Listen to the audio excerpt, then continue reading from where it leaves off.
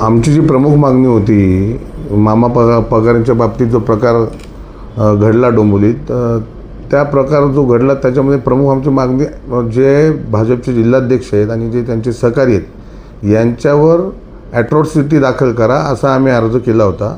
त्याच्यामध्ये आम्ही आमचे जे वकील आहेत त्यांच्या माध्यमातून हा अर्ज बनवून आज दुपारी मी स्वतः जाऊन DCPकडे सुपूर्द केला की आम्हाला प्रामुख्याने मागणी आमची ॲट्रॉसिटी आहे.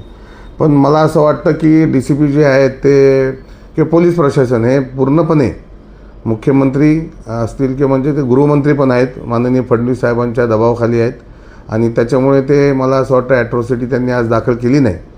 ठीक आहे, आम्ही आमचा न्यायव्यवस्थेवर विश्वास आहे आणि त्यांनी काही फुटकळ 126 आणि 133 आणि 356 सारखे फुटकळ गुन्हे त्यांनी दाखल केलेले आहेत ते बेलेबल आहेत. त्याच्यामध्ये गुन्हेगारांना अटकही होणार नाही आणि त्यांच्यावर जरबही बसणार नाही.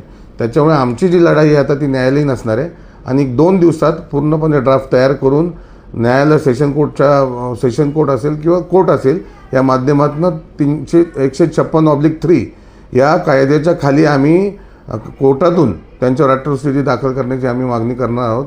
त्याच्यामुळे मला असं वाटत नाही की आम्हाला न्याय मिळेल, पण आम्ही आमची लढाई थांबवणार नाही. 1 ते 2 दिवसात आमचे महाराष्ट्रातले नेते देखील येणार आहेत आणि त्यांच्या नेतृत्वाखाली DCP ऑफिससमोर आम्ही ठिय्या आंदोलन असेल किंवा मोर्चा असेल याचंही आयोजन करणार आहोत.